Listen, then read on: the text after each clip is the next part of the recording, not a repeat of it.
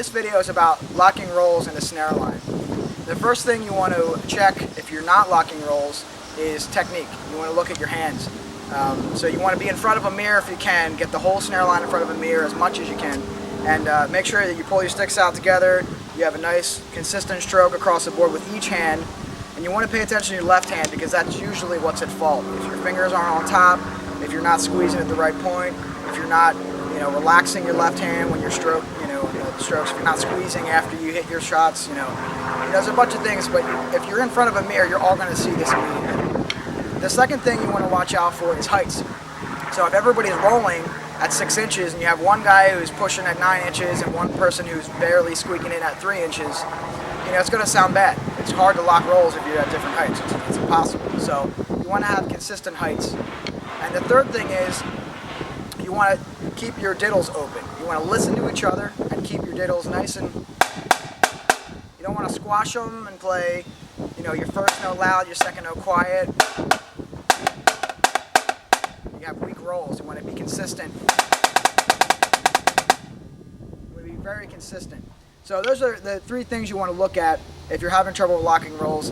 And we're going to give you some examples of each piece now.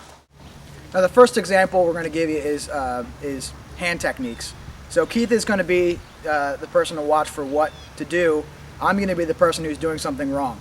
So if we pull our sticks out, we're going to play a measure of Triplet Roll, which is in the warm-up section. And I'm going to do something with my left hand. What I'm going to do is pull it out too straight. I'm going to have a stiff arm. It's not going to be a smooth curve. This is what it sounds like if I have a stiff arm.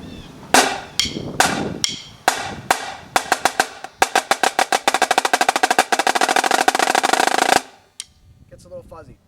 Another thing could be I'm not using my fingers on my right hand. This is what it sounds like.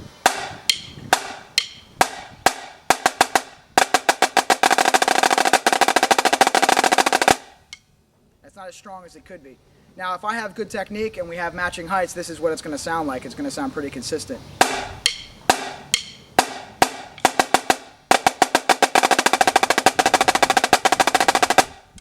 If my heights are too loud, this is what it could sound like.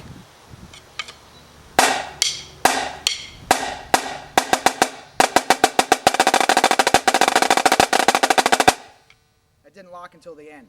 So the first thing you want to look for when you're in front of the mirror is heights, hand technique. Those are going to solve 90% of your problems. And the last thing is to listen into the center snare. And if your center snare has clean, consistent open rolls, that's how you want to be matching to. You want to be matching to that center snare, and you want to make sure that you're following them. And also ask your instructors if you're doing stuff right. Don't be afraid to ask questions, especially when it comes to lock and rolls. And eventually you guys will get there. This is probably one of the hardest things to do in a snare line, and to do it well. So keep at it. Practice in front of a mirror, practice with a metronome, and listen to each other. That's the biggest thing. If you guys stop listening to each other and you're fighting each other, you're not going to help anybody. So make sure you listen to each other and you adjust to each other. Okay?